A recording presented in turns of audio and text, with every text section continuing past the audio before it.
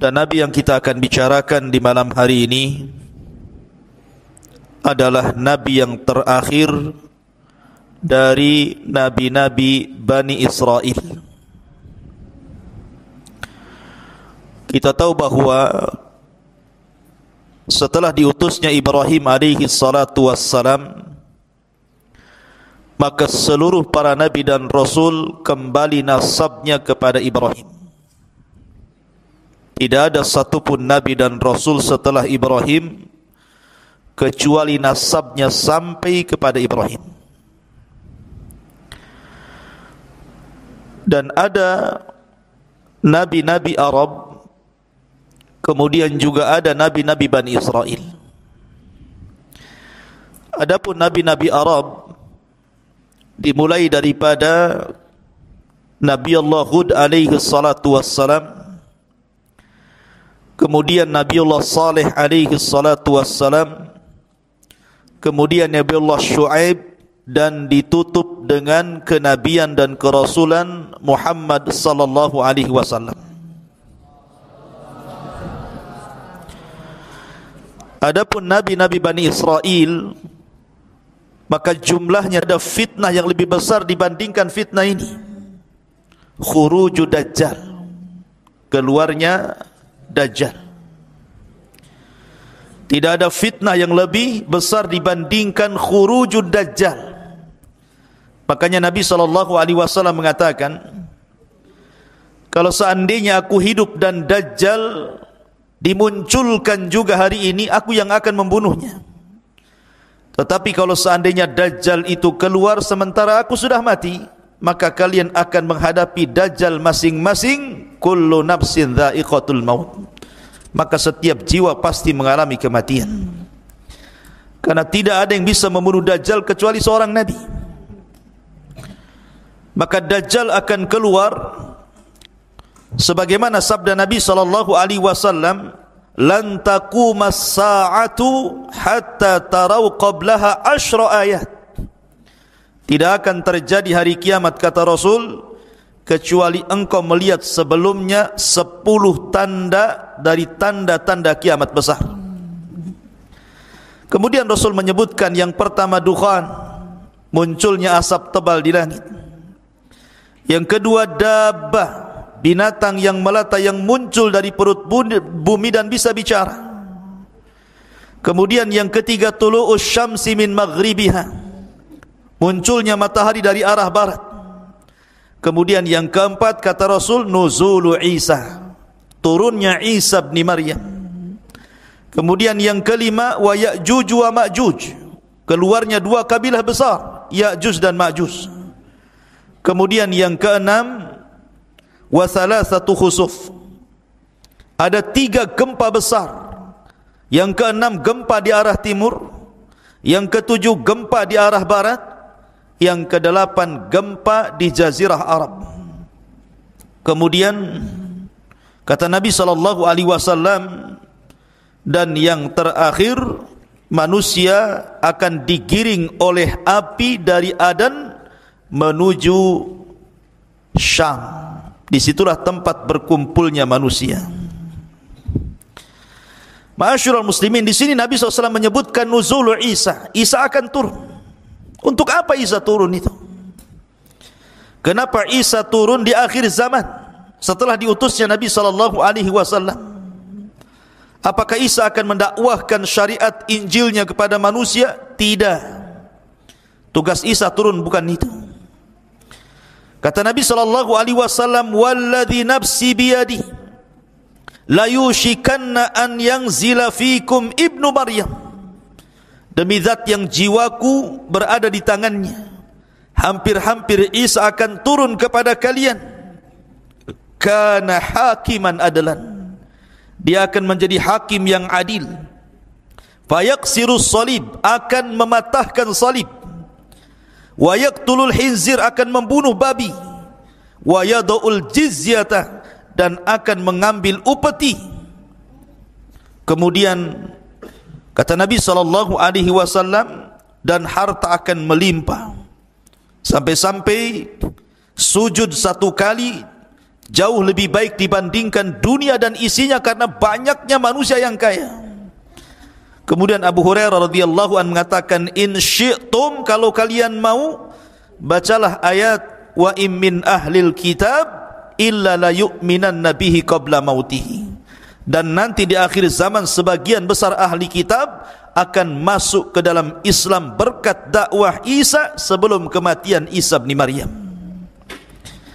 Maka Isa ada hubung kait dengan kaum muslimin, karena dia yang akan membantu perang melawan Dajjal. Ketika kaum muslimin dipimpin oleh Muhammad ibn Abdullah atau dikenal dengan Imam Mahdi melawan tentara Dajjal yang diikuti 70.000 orang-orang Yahudi Aspahan lengkap dengan atributnya, tidak sanggup melawan mereka.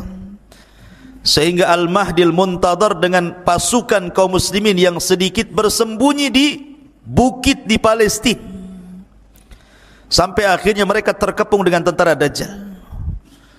Akhirnya mereka mengalami kelaparan, sampai-sampai kepala sapi kalau seandainya ada jauh lebih baik dibandingkan dunia dan perhiasannya, saking kelaparannya.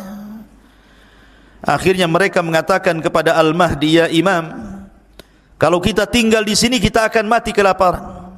Tapi kalau kita turun, kita akan berperang melawan Dajjal, tentu kita akan dikalahkan.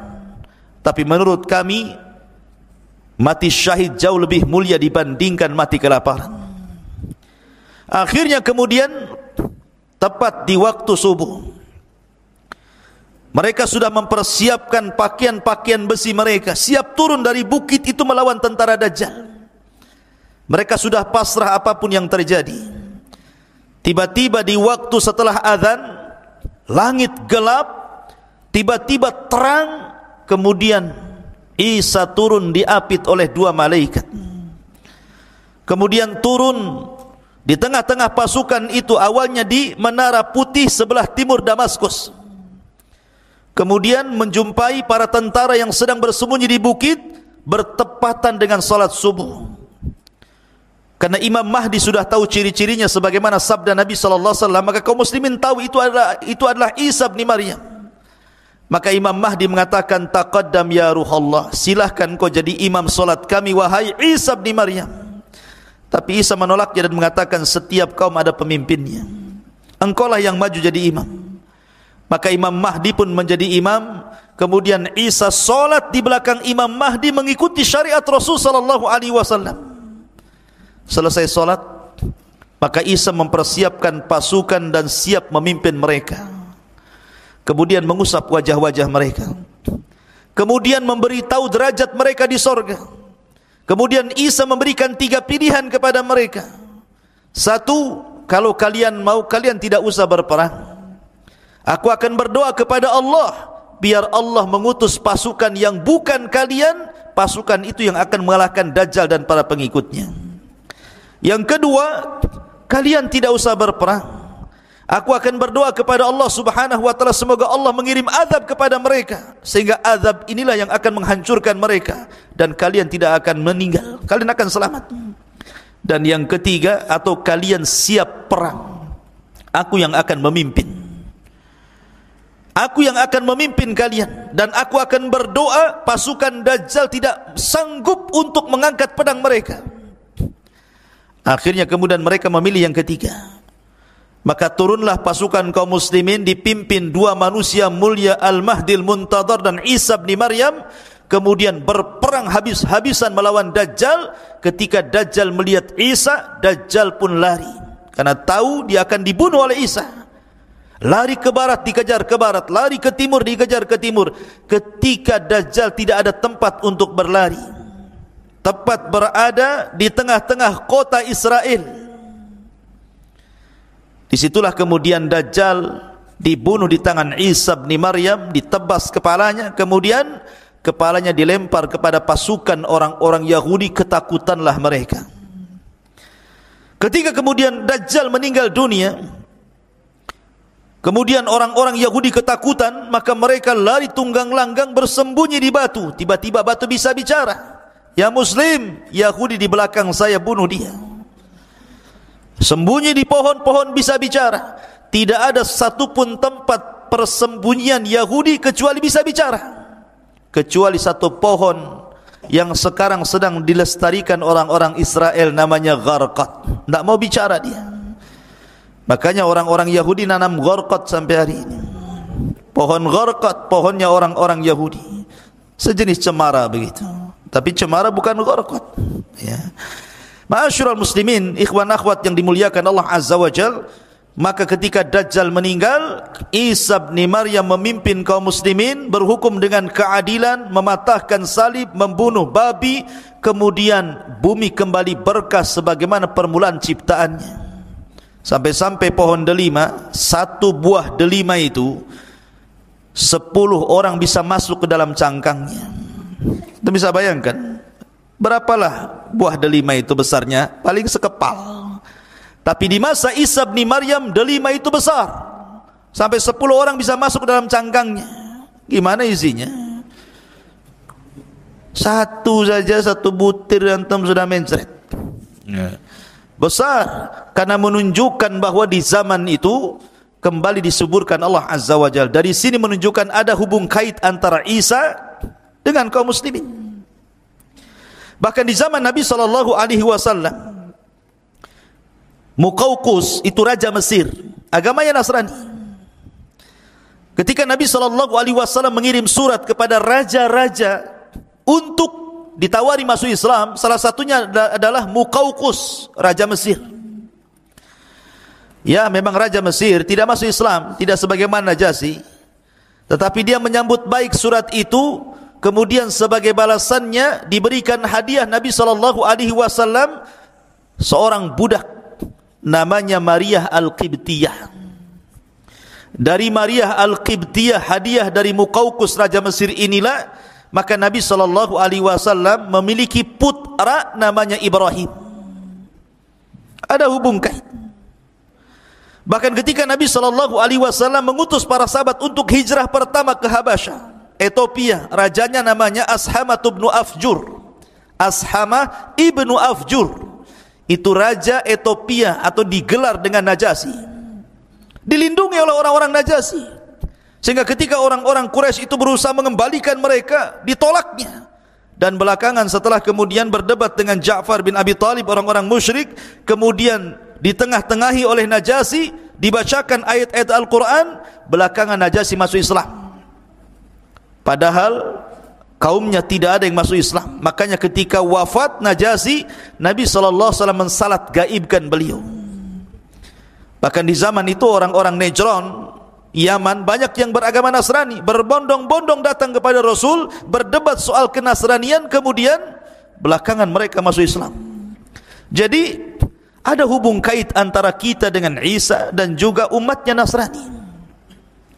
Ma'asyiral muslimin yang dimuliakan Allah Azza wa Jalla, makanya wajar kalau Al-Quran itu secara komplit menjelaskan sejarah Isa sejak lahirnya, ibunya, siapa yang mengkafilnya, sampai di waktu dewasanya, sampai diangkatnya, betul-betul dijelaskan secara detail dalam Al-Quran, menunjukkan bahwa kita mengakui Isa bin Maryam, dia adalah agama bagi orang Nasrani, nabi bagi orang Nasrani, sebagaimana kita mengakui Musa adalah nabi bagi agama Yahudi.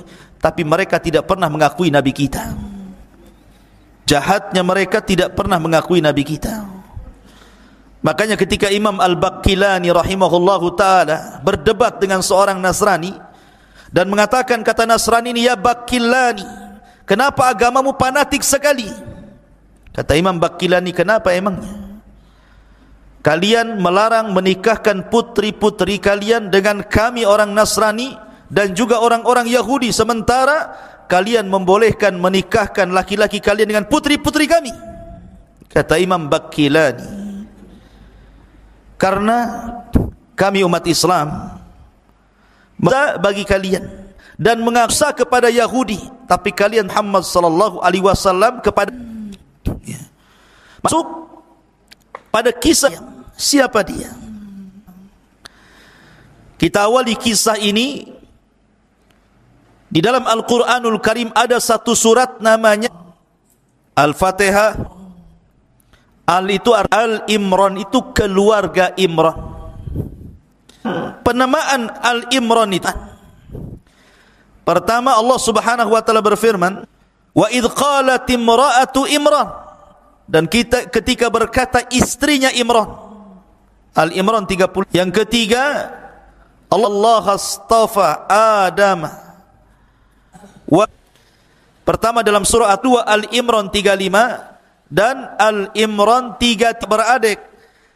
Bab dan Maryam, kakek daripada Isa bin Maryam.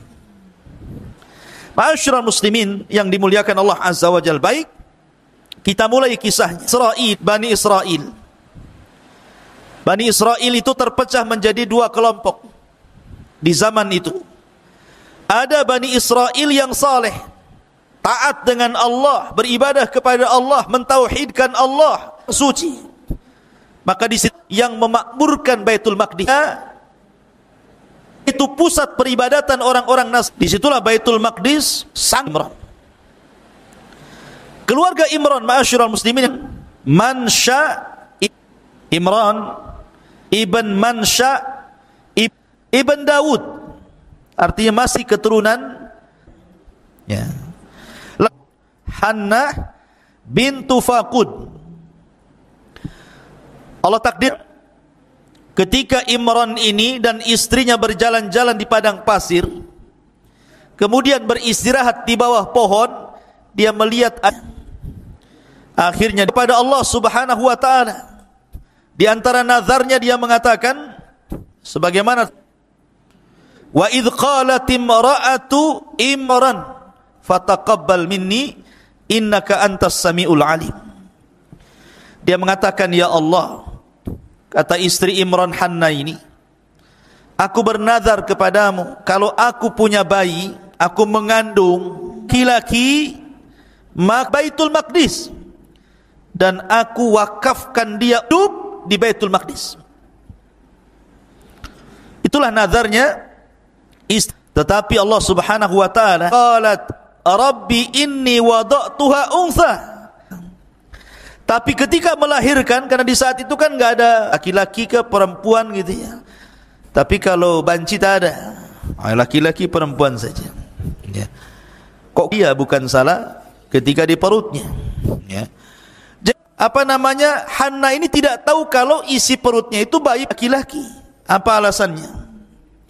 Satu, karena laki-laki lebih kuat tenaganya dibandingkan perempuan. Yang kedua, melakukan khidmat dibandingkan perempuan, karena perempuan kan ada waktu haidnya. Kemudian yang ketiga, laki-laki itu tidak ada aib, bisa berkumpul dengan siapapun. Sementara perempuan kan tidak, nanti takut digoda, memfitnah dan begitu seterusnya. Kemudian yang keempat, tidak ada tuduhan bagi laki-laki. Kalau perempuan hamil saja dituduh kan begitu. Mana laki-laki hamil? Kecuali ada akangnya. Ya. Artinya bahwa bukan kanker, tumornya. Jadi kenapa Hannah ini ingin punya anak laki-laki? Karena sebab-sebab tadi. Setelah keluar, rupanya bukan anak laki-laki, anak perempuan pula. Makanya kemudian Allah Subhanahu wa taala berfirman di sini, walaysa dzakaru kal untha, dan berbeda laki-laki, tidak sama dengan samaituha Maryam, dan aku beri nama dia Maryam. Jadi Maryam itu yang memberi nama Allah sendiri. Dan ketika Allah mengatakan walaysa dzakaru kal untha, tidaklah laki-laki sama dengan perempuan, maknanya walaupun tapi dia bisa menjangkau semua laki-laki. Karena Rasul mengatakan kamula minar rijal kathirun, laki-laki sempurna itu banyak, tetapi perempuan yang sempurna itu cuma 4. Pertama, istrinya Fir'aun, Asiyah bintu Muzahim. Yang kedua, ibunda Isa, Maryam bintu Imran. Yang ketiga, Khadijah, istri Nabi sallallahu alaihi wasallam, zaujatun Nabi sallallahu alaihi wasallam, dan yang keempat, Fatimah bintu Rasulillah. Inilah 4 wanita terbaik dunia. Salah satunya siapa? Salah satunya Maryam. Ya. Karena Maryam ini adalah wanita yang luar biasa. Wa inni sammaituha Maryam wa inni u'idzuha bika wa dzurriyyataha minasyaitonir rajim. Lihat bagaimana Allah janji membuat perlindungan kepada Maryam, dan sesungguhnya saya akan melindungi Maryam dan keturunannya dari syaitan yang terkutuk. Karena begini ikhwan, Nabi SAW bersabda, ma min mauludin illa syaitanu yamassuhu hina yulad fayastahillu sarikhan min masyati syaitan iyahu illa Maryam wabnaha, kata Rasul. Ketika anak dilahirkan, maka setan pasti akan menusuknya dengan jarinya di lambung kirinya atau kanannya hingga bayi itu menangis. Kenapa? Makanya setiap bayi yang dilahirkan pasti menangis. Itu karena ditusuk lambungnya sama setan itu, tapi tidak membahayakan bayi. Setan menusuk itu ingin ngasih tahu, aku musuhmu mulai hari ini, maksudnya memberitahu permusuhannya. Maka semua bayi termasuk antum ini pernah ditusuk lambungnya sama setan saat lahir, ya. Makanya ada yang kesetanan juga waktu tidur ngantuk. Masyaallah muslimin yang dimuliakan Allah Azza wa Jalla, kecuali dua tidak pernah ditusuk setan saat lahirnya. Kata Rasul, illa Maryam wabnaha, kecuali Maryam dan putranya Isa bin Maryam. Allah lindungi dari syaitan. Makanya Allah Subhanahu wa taala mengatakan tadi, wa inni u'idzuha bika wa dzurriyyataha minasyaitonir rajim. Kemudian fataqabbalaha rabbuha biqabulin hasanin wa ambataha nabatan hasanan wa kaffalaha Zakaria. Maka Tuhannya menerima sebagai nazar dengan penerimaan yang baik dan mendidiknya dengan pendidikan yang baik, dan Allah menjadikan Zakaria sebagai pemelihara bagi Maryam bintu Imran. Jadi kisahnya seperti ini. Jadi ketika kemudian nazarnya diterima, lahirlah Maryam bintu Imran. Allah takdirkan saat hamil Imran meninggal dunia. Artinya ketika Maryam lahir, dia menjadi wanita yatim karena ayahnya meninggal, sementara ibunya sudah tua, tidak sanggup merawatnya. Dan dia sudah bernazar untuk memberikan bayi yang baru lahir ini. Dalam riwayat ketika melahirkan saja langsung dibungkus, kemudian dibawa ke Baitul Maqdis, langsung diserahkan kepada Zakaria. Tetapi orang-orang di Baitul Maqdis, ahli ibadahnya, para ruhbannya tidak terima. Kami juga mau, wahai Zakaria, jangan engkau saja yang memelihara, karena itu anak dari orang suci Imran, keluarga terbaik dan termulia. Akhirnya kata Zakaria gini saja, saya tidak bisa langsung memiliki bayi ini, bagaimana kalau kita taruhan? Kumpulkan semua ruhban, semua padri-padri, semua pendeta-pendeta ahli ibadah, kita qur'ah, kita mengundi siapa yang berhak untuk mengkafil anak bayi Maryam ini. Akhirnya semua ubad pada datang dari mana-mana. Bagaimana caranya? Kata Zakaria, cara undian kita sepakati, masing-masing kalian bawa pena, bawa pulpen, bawa patlot, ya. Kemudian masing-masing kalian berdiri di tepi sungai yang deras. Maka berjejerlah para rahib, para pendeta, para padri, orang-orang ahli ibadah itu berjejer semua di tepian sungai. Kata Zakaria, kalau seandainya kolam kalian dilempar ke sungai itu hanyut, berarti kalian kalah. Tapi kalau pena kalian dilempar justru dia melawan arus, maka kalian menang. Akhirnya semua pena dilempar ke sungai itu, ya hanyutlah. Gimana? Pena dilempar ke sungai hanyut. Ternyata cuma satu yang tidak hanyut, justru dia melawan arus jalannya, penanya Zakaria. Lah ketika itulah maka Zakaria menang undian, maka dia berhak untuk mengkafil Maryam. Maka Zakaria dan istrinya akhirnya pun mengkafil merawat Maryam sedari kecil.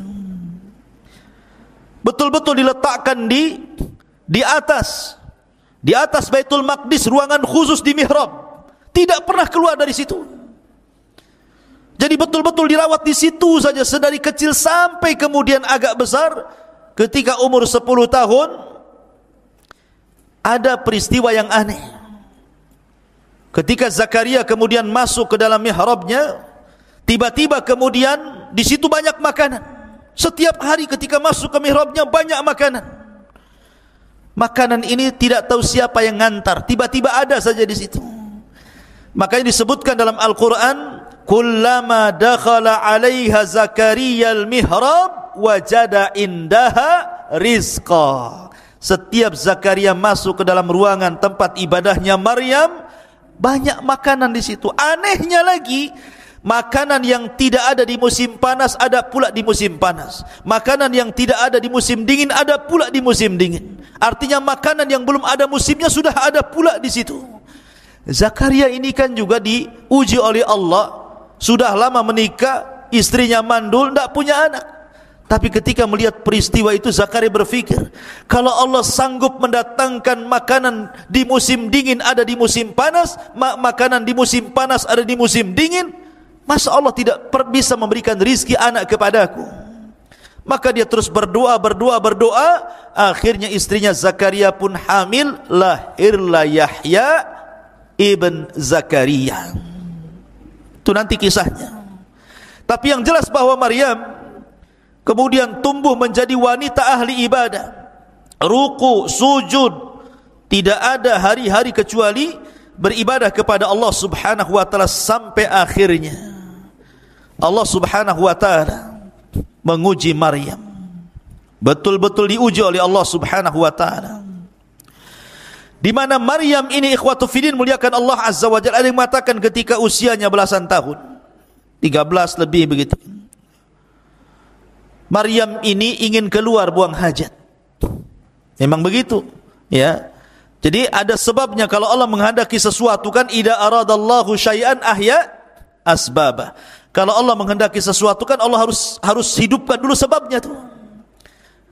Maryam keluar untuk buang hajat, menjauhi Baitul Maqdis. Tiba-tiba kemudian di tengah jalan dia dihadang oleh laki-laki tampan sekali.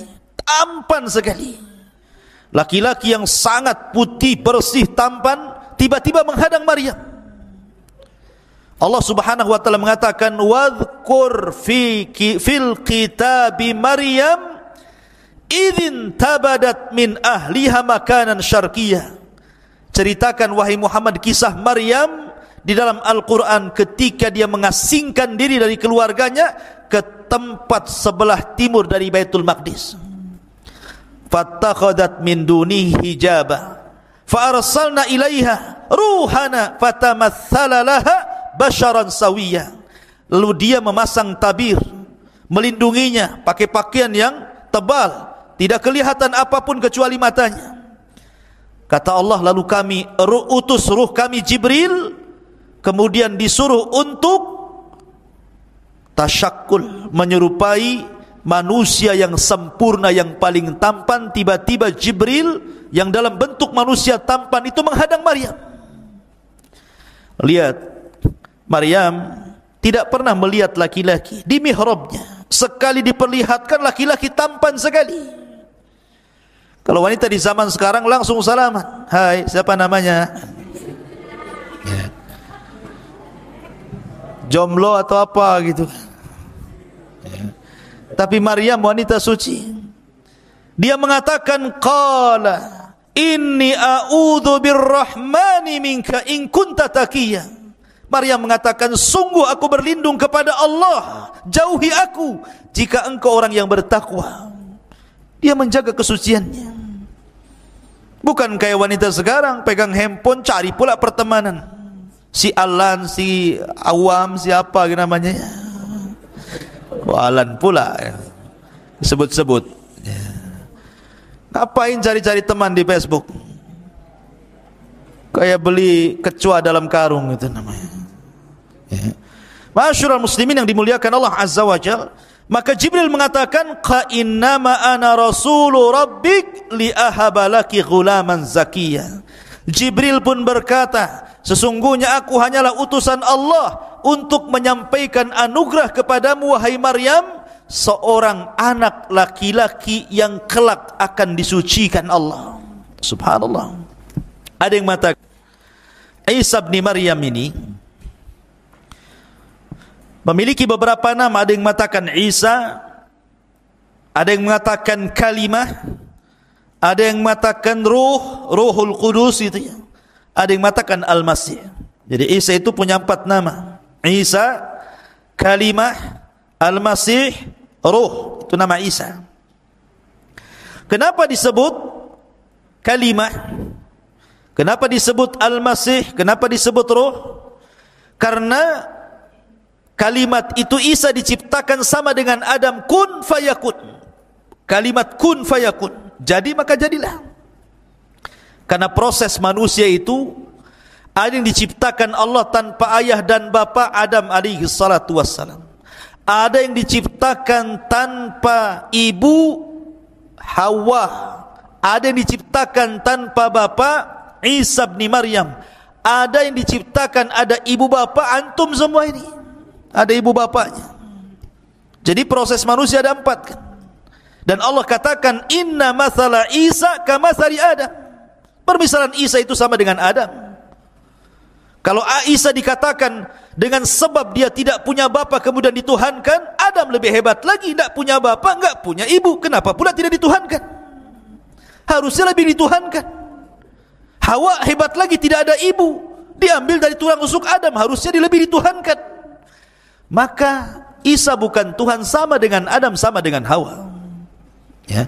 Jibril meniupkan ruh ke jaibnya, ke pesaknya Maryam. Kemudian ruh itu mengalir sampai masuk di kemaluan Maryam, kemudian jadi anak. Kun fayakun, jadi maka jadilah. Ada yang mengatakan, kata Ibnu Abbas radhiyallahu anhuma, bahwa kata Ibnu Abbas kehamilan Maryam itu fi sa'atin wahidah, 1 jam saja sudah besar perutnya. Kayak dipompa pakai balon tuh. Langsung besar, 1 jam saja sudah jadi anak tuh.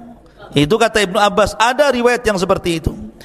Ada yang mengatakan Isa dalam kandungan Maryam itu 9 ashur, seperti pendapat Ibnu Katsir rahimahullahu taala, ya 9 bulan sama dengan bayi-bayi yang lainnya. Ada yang mengatakan 8 ashur, 8 bulan. Ada yang mengatakan 6 ashur, 6 bulan. Jadi ada yang mengatakan 1 jam, ada yang mengatakan 9 bulan, ada yang mengatakan 8 bulan, ada yang mengatakan 6 bulan, dan ada yang mengatakan 1 jam saja. Tetapi Ibnu Katsir merojehkan Maryam sama dengan wanita-wanita yang lainnya 9 bulan mengandung Isa bin Maryam. Ketika dia mengandung, ikhwan, tentu seorang wanita berfikir dia tidak pernah berhubungan dengan laki-laki, disentuh pun tidak, tiba-tiba hamil. Apa yang akan dikatakan kepada manusia, ini bayinya siapa? Tentu orang-orang yang akan mengatakan Maryam berzina. Sama dengan wanita di zaman sekarang ingin seperti Maryam, punya anak gak jelas bapaknya. Ya. Jadi Maryam mengatakan, dia mengatakan qalat anna yakunu li ghulamun wa lam yamsasni bashar wa lam aku baghiyah. Maryam berkata, bagaimana mungkin aku mempunyai anak laki padahal tidak pernah laki-laki menyentuhku dan aku bukan seorang pezina. Maka Allah katakan qala kadzalika qala rabbuk huwa alayya hayyin wa linaj'alahu ayatan linnas wa rahmatan minna wa kana amran maqdiyya. Maka Jibril memberitahu, demikianlah Tuhanmu berfirman, hal itu mudah bagiku, dan agar kami menjadikannya suatu tanda kebesaran Allah bagi manusia dan sebagai rahmat dari kami, dan hal itu adalah sesuatu urusan yang sudah diputuskan. Memang begitu takdirnya wahai Maryam. Memang takdirnya seperti itu, harus hamil. Fahamalathu fantabadat bihi makanan qasiyya. Maka Maryam pun mengandung, lalu dia mengasingkan diri dengan kandungannya ke tempat yang sangat jauh. Maryam pun bersembunyi. Tapi ketika kemudian Maryam ini sudah membesar kandungannya, dia curhat kepada saudarinya. Saudari daripada Maryam, istri daripada Zakaria alaihi salatu wassalam. Dia mengatakan pada istrinya Nabi Allah Zakaria, bagaimana mungkin aku bisa hamil? Bagaimana mungkin aku bisa hamil? Sementara tidak ada satupun laki-laki yang menyentuhku. Maka kata istrinya Zakaria, masih saudarinya Maryam, dia mengatakan, inni ara ma fi batni yasjudu lima fi batnik. Wahai Maryam, sama-sama hamil. Dia lahir nanti Yahya, sementara Maryam lahir Isa. Kata istrinya Zakaria, sesungguhnya bayi yang ada di perutku sujud kepada bayi yang ada di perutmu, katanya. Ini ta'zim. Di zaman dulu boleh sujud seperti ta'zim, tapi syariat Islam tidak boleh. Sampai-sampai akhirnya ada orang soleh, sangat soleh, namanya Yusuf An-Najjar. Itu orang soleh yang hidup di Baitul Maqdis. Dia mikir bagaimana Maryam bisa hamil. Dia takut kalau orang-orang kemudian menuduh Maryam dengan tuduhan macam-macam, sementara Maryam sudah dikenal wanita suci kala itu. Akhirnya kemudian kata Yusuf An-Najjar berdialog dengan siapa? Dengan Maryam. Kemudian mengatakan kepada Maryam bintu Imran rahimahullahu ta'ala, ya Maryam, inni sa'iluki an amrin fala ta'tajili alayya. Wahai Maryam, saya ingin bertanya kepadamu tentang perkara, sebuah urusan, jangan tergesa-gesa jawabnya. Fala ta'tajili alayya, jangan tergesa-gesa jawabannya. Qalat, kata Maryam, apa itu? Kata Yusuf An-Najjar, hal yakunu qad syajaratun min ghairi hab. Maryam, adakah ceritanya pohon tumbuh bukan dari bijinya, tahu-tahu tumbuh saja?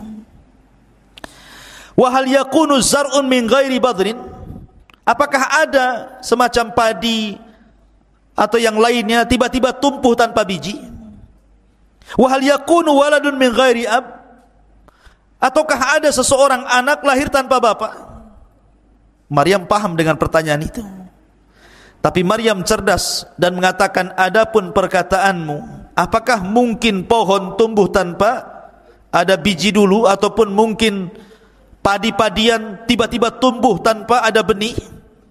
Maka Maryam mengatakan, bagaimana dahulu ketika Allah menciptakan pohon, apakah juga dari biji? Tentu tidak, kun fayakun. Adapun kemudian kalau seandainya kau mengatakan adakah anak kemudian lahir tanpa ayah, ya, Adam alaihi salatu wassalam lahir tanpa ayah, bahkan tanpa ibu. Hawa lahir tanpa ibu. Kalau seandainya aku mengandung tanpa ayah, ini keajaiban dunia, apa salahnya? Dari sini kemudian Yusuf An-Najjar mempercayai apa kata-kata Maryam ini, kemudian berusaha untuk menutupi dari orang-orang dan menasihati agar Maryam saat kelahiran keluar dari Baitul Maqdis jangan ada yang tahu. Subhanallah, ketika kandungan sudah membesar, tentu orang akan malu. Seorang wanita pasti malu. Padahal Maryam itu wanita suci, pasti akan dituduh juga, apalagi wanita di zaman sekarang kan. Makanya kemudian Maryam pun berusaha untuk keluar dari Baitul Maqdis, kemudian mengarah ke Bethlehem atau Baitul Lahmin. Di situ telah tempat kelahiran Isa bin Maryam. Di tengah-tengah kebun kurma, di tengah-tengah kebun kurma, di waktu yang sangat-sangat panas sekali, ya. Jadi Isa itu lahirnya di musim panas, bukan di musim dingin. Karena tidak ada kurma itu musimnya musim dingin, rata-rata kurma itu di musim panas. Tapi kalau kita melihat umpamanya ulang tahun Nasrani saat ini, kemudian difilm-filmkan dengan film seperti Santa Claus atau apa kan, biasanya cenderung pakai jaket, pakai apa, kemudian ski di salju-salju kan gitu ya. Tidak ada.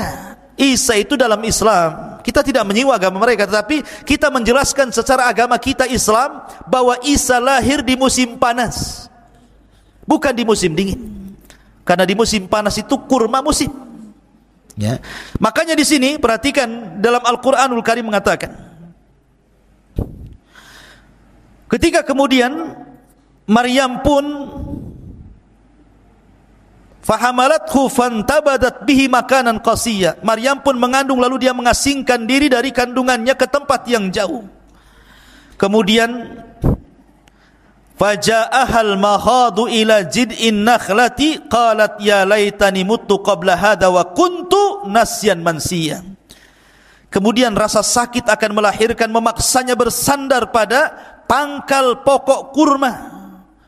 Maryam pun berkata, wahai, betapa baiknya aku mati sebelum ini dan aku menjadi seorang yang tidak pernah diperhatikan dan dilupakan manusia. Malu dia di sanjung-sanjung Bani Israel, wanita suci, tiba-tiba kemudian hamil tanpa bapak. Makanya banyak orang yang kemudian, ini hati-hati akhwat, banyak di majalah-majalah, di YouTube, di berita-berita itu, akibat kemudian hamil di luar nikah karena enggak sabar dengan ujian itu, ambil pula lah racun baygon, diminum dia, nyamuk saja mati, kalian juga mati. Ada yang ngambil tali, ditariknya tambang, diikatnya di lehernya. Jadi Maryam itulah hati perempuan. Makanya jangan coba-coba. Maryam saja yang jelas-jelas tidak berzina, dia mengatakan lebih mati saja kan itu, daripada tuduhan orang. Apa kata manusia, apa kata orang. Fanadaha min tahtiha alla tahzani qad ja'ala rabbika tahtaki sariyya. Maka Jibril berseru kepadanya dari tempat yang rendah, janganlah engkau bersedih hati wahai Maryam, sesungguhnya Tuhanmu telah menjadikan anak sungai di bawahmu. Allah sudah mempersiapkan kelahirannya. Ada sungai kecil di bawahnya, kemudian bersandar di pohon kurma. Pohon itu pula lagi berbuah rutobnya, lagi ranum-ranumnya. Kemudian wahazzi ilaik bijid'in nakhlati tusaqit alaiki rataban janiyya. Wahai Maryam, goyangkanlah pohon kurma itu ke arahmu. Niscaya pohon itu akan menggugurkan buah kurma yang masak kepadamu. Fakuli washrabi wa qarri ainan fa imma tarayinna minal bashari ahadan fakuli inni nadartu lirrahmani sauman fala ukallimal yawma insiya. Makanlah Maryam, minumlah Maryam, bersenang hatilah wahai Maryam. Jika engkau melihat seseorang, maka katakanlah, sesungguhnya aku telah bernadar berpuasa untuk Tuhan yang Maha Pengasih, maka aku tidak akan bicara dengan siapapun pada hari ini. Lahirlah Isa bin Maryam, dimudahkan kelahirannya, tidak ada bidannya, lahir sendiri begitu. Ya, kalau wanita sekarang sibuk cari bidan, saat sibuk ke rumah sakit dikontrol, enggak, Allah mudahkan semuanya, enggak ada bidannya, lahir begitu saja. Tapi jangan kemudian dicoba-coba. Saya ingin kayak Maryam lahirnya lah. Sendiri saja. Cemana caranya? Siapa yang nari? Masyarul muslimin yang dimuliakan Allah Azza wa Jalla, harus ada bidannya, minimalnya dukun lahir, biar ada yang ngopeni bayinya. Masyarul muslimin yang dimuliakan Allah, iwan akhwat yang dimuliakan Allah Azza wa Jalla.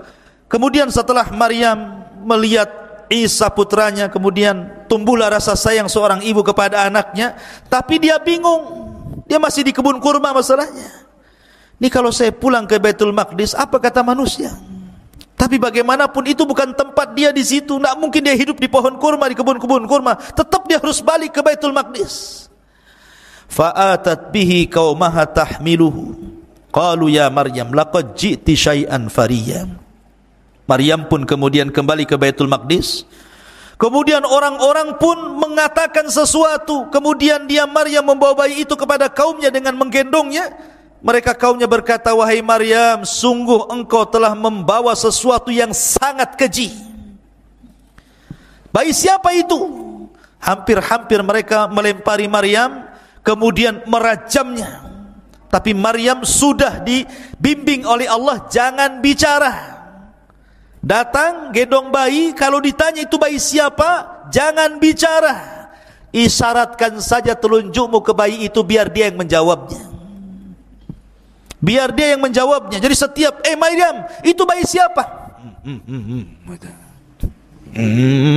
Nggak bisa jawab, kan nggak boleh bicara. Ya, jadi diisyaratkan aja ke bayinya. Maka kemudian apa yang terjadi? Fa asyarat ilaihi, maka Maryam menunjuk kepada anaknya. Mereka mengatakan, kaifa nukallimu man kana fil mahdi sabiyya. Hei Maryam, kau punya akal enggak? Kami akan bicara dengan anak kecil yang masih dalam ayunan, macam mana caranya? Tiba-tiba ketika kemudian mereka memaksa Maryam untuk bicara, tapi Maryam tetap mengisyaratkan ke bayinya untuk menjawab. Mereka mengatakan, enggak mungkin kami bicara dengan bayi. Tiba-tiba bayi itu bisa bicara. Kemarin sudah jelaskan 4 bayi yang bisa bicara kan? Salah satunya Isa bin Maryam. Tiba-tiba bayi itu dengan fasihnya mengatakan, qala inni Abdullah ataniyal kitaba wa ja'alani nabiyya.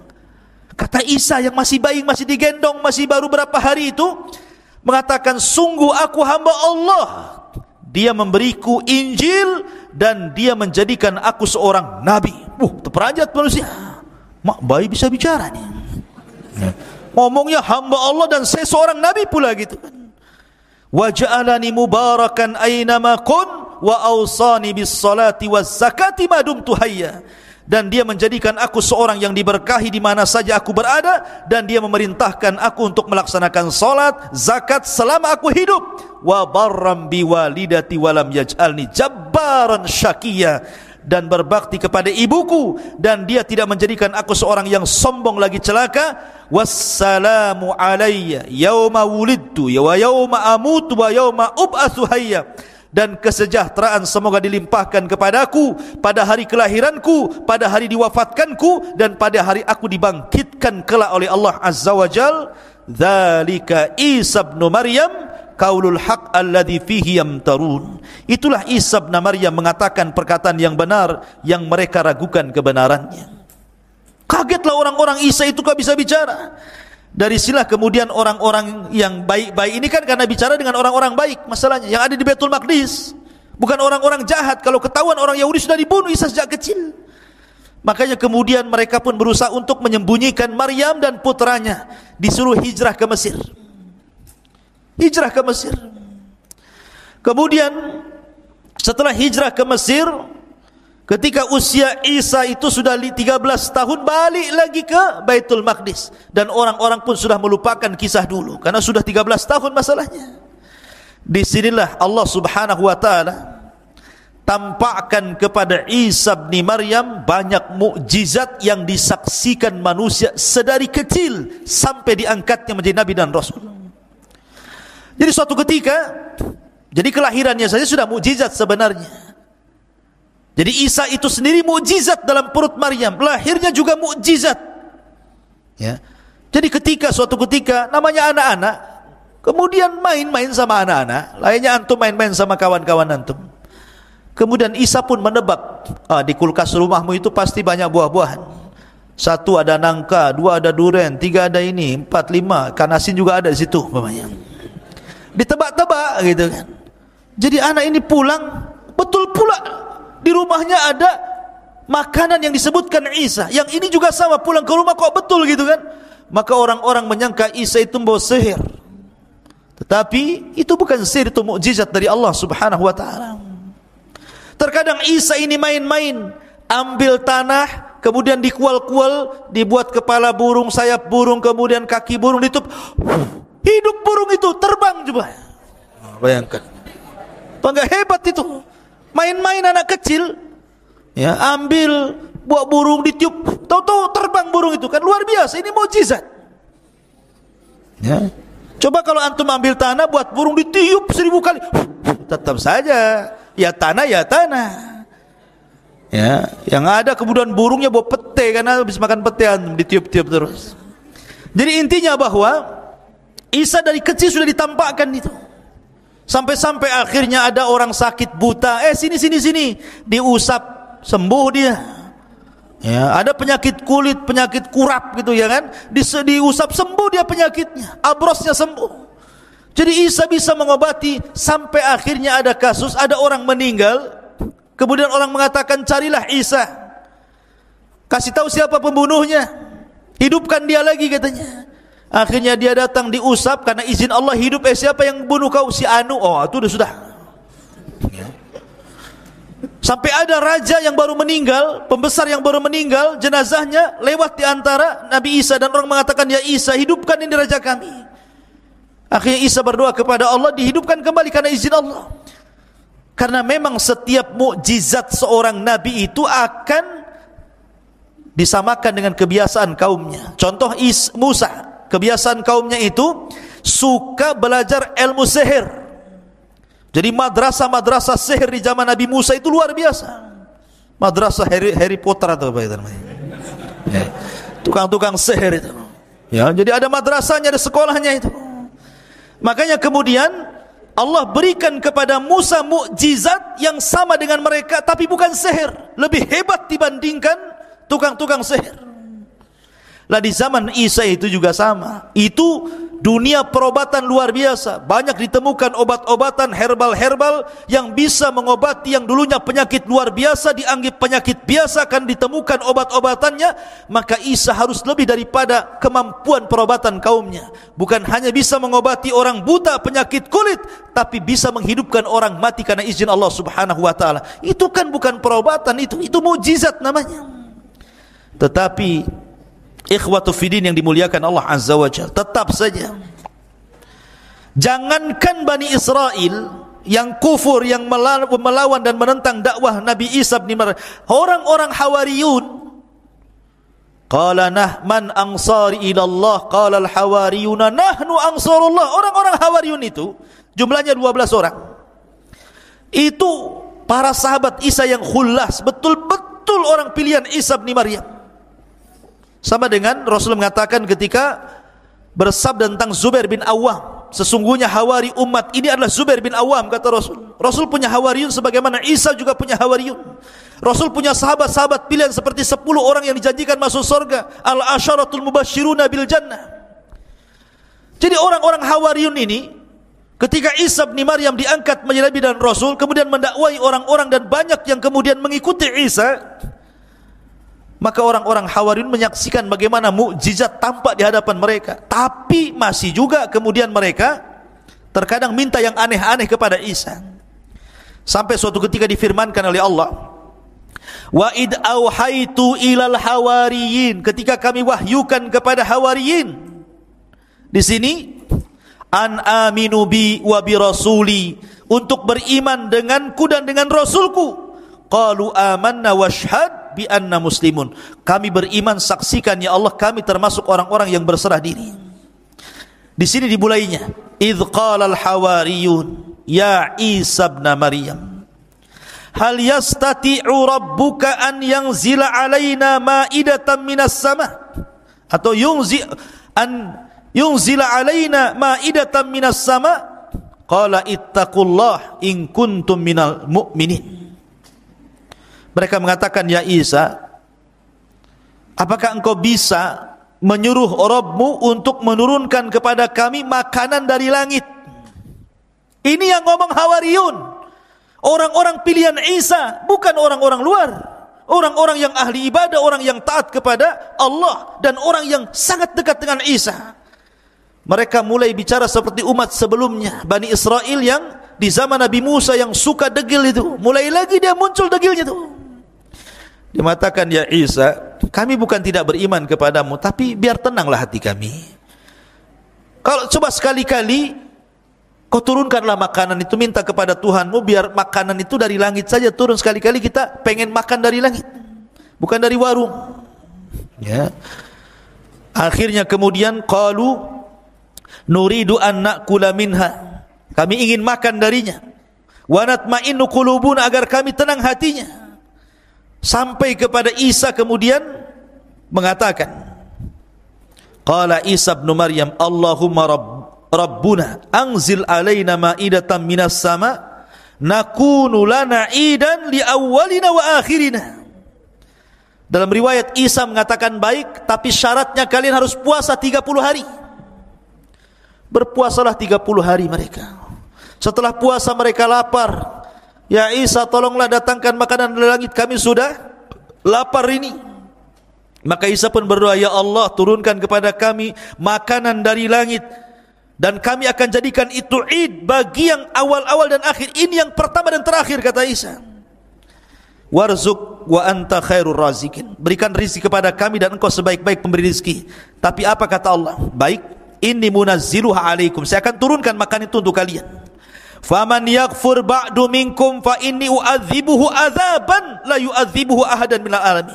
Nanti siapapun yang kufur setelah ini, ku azab dia dengan azab yang tidak pernah dirasakan siapapun di alam semesta ini. Ketika mendengar itu, ketakutan tuh Bani Israel. Tapi kadang mereka sudah minta dan akan dikabulkan. Ternyata kalau mereka sampai kufur setelah kejadian ini, setelah mereka makan makanan itu, akhirnya mereka dapat ancaman azab. Ketika betul-betul turun itu, banyak sekali itu makanan itu. Cukup untuk Bani Israel itu makan banyak sekali macam-macam makanan. Orang-orang Hawariyun yang meminta hijau susu ketakutan makan. Kemudian melihat saja dari jauh. Sampai akhirnya datanglah manusia fuqara wal masakin dari mana-mana. Akhirnya menyerbu makanan itu. Kemudian barulah mereka ikut makan. Subhanallah. Setelah makan, rupanya makanan itu obat. Yang setruk jadi waras, yang asam urat hilang asam uratnya, yang kolesterol hilang kolesterolnya, yang pincang jadi tegak jalannya. Pokoknya jadi obat semuanya. Ya, kalau yang bodoh ya tetap bodoh lah, harus belajar. Takkan makan jadi pintar, ya kan? Kalau bodoh-bodoh saja, kecuali belajar. Ya, Masyarul muslimin yang dimuliakan Allah Azza wa Jal. Akhirnya kemudian setelah kejadian itu mereka tidak minta lagi. Peristiwa-peristiwa seperti ini timbullah hasad kepada orang-orang Romawi. Karena ketika itu Palestina dikuasai oleh Romawi, oleh orang-orang Romawi. Dilaporkanlah kepada sang raja Romawi bahwa ada orang yang semakin hari semakin banyak pengikutnya, dikhawatirkan lama-lama banyak pengikutnya dan akan menumbangkan anda wahai sang raja. Wah, dikompor-kompori. Akhirnya sang raja pun emosi. Siapkan pasukan, tangkap orang itu yang buat gaduh itu, tangkap, maksudnya Isa bin Maryam. Maka dikirimlah banyak pasukan mencari Isa. Isa pun bersembunyi bersama 12 orang Hawariyun. Ada yang mengatakan bahwa yang membocorkan tempat persembunyian adalah salah satu dari Hawariyun itu sendiri.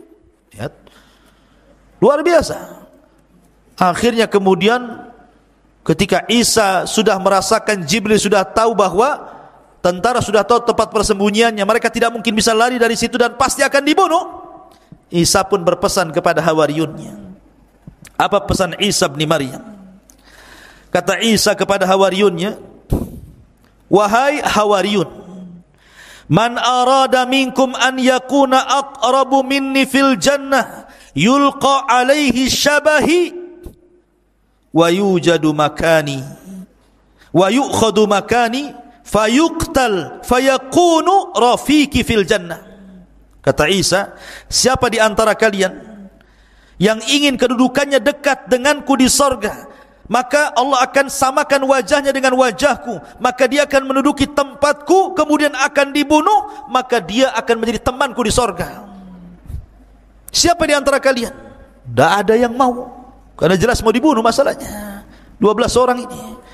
Tiba-tiba yang paling kecil usianya bangkit, saya wahai Isa, katanya. Isa enggak mau yang paling kecil, diulang lagi kalimat itu. Tetap dia lagi. Baik, karena kau sudah memilih hal itu, maka aku akan berdoa kepada Allah, wajahmu agar mirip dengan wajahku. Maka Allah subhanahu Isa pun mengusap wajahnya dengan izin Allah, miriplah wajahnya. Maka sebelum Isa naik ke langit, ditidurkan dan diangkat ke langit, maka Isa berpesan kepada yang masih setia itu, berdakwalah kau ke masing-masing daerah. Jangan satu daerah berpencar kemana-mana. Dakwahkan ajaranku kepada mereka. Tauhidkan manusia. Sembahlah Allah. Jangan menyekutukan Allah macam-macam. Maka ketika kemudian orang-orang yang disuruh satu persatu lari, Isa tinggal sendiri dan orang yang diserupakan tadi, maka Isa pun Allah tidurkan. Setelah itu Allah subhanahu wa ta'ala angkat ke langit. Lah ketika Isa diangkat ke langit, maka pasukan datang menangkap orang yang diserupai itu. Kemudian diarak, kemudian disalib, kemudian dibunuh. Kemudian orang-orang Yahudi mengatakan, qatalna Isa ibn Maryam, kami sudah membunuh Isa ibn Maryam. Maka Allah bantah, wa ma qataluhu wa ma sallabuhu walakin syubbiha lahu bal rafa'ahu Allahu ila sama, kata Allah.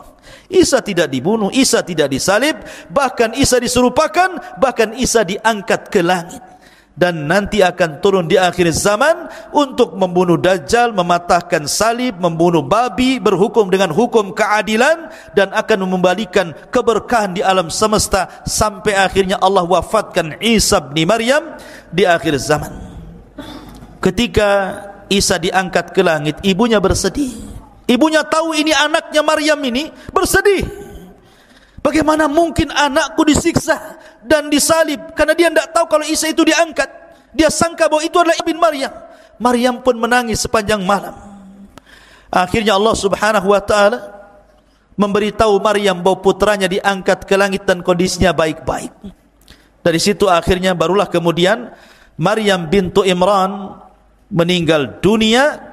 Ada yang mengatakan kalau versi mereka, versi orang-orang di luar Islam, bahwa Maryam pun diangkat setelah meninggal, diangkat ruh dan jasadnya ke langit. Tetapi pendapat yang kuat, sebagaimana disebutkan dalam tafsir ataupun dalam Al-Bidayah wan Nihayah, ada yang mengatakan bahwa Maryam bintu Imran dikubur di Palestina, dan ada yang mengatakan di pohon Zaid, ya, di Madinah Al-Quds, Maryam dikuburkan di situ.